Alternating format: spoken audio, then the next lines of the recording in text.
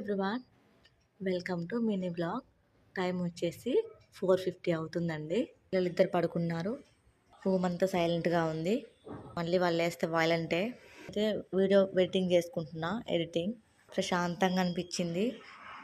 2:40 to 4:50 వరకు అయితే నాకైతే బాగుంది. ఈ మధ్యలో పిల్లల అల్లరి లేదు కాబట్టి, వాళ్ళ అల్లరి లేదనుకుంటే లారీల సౌండ్ ఒకటి వస్తుంది. పడుకున్నా నిద్ర పట్టదు.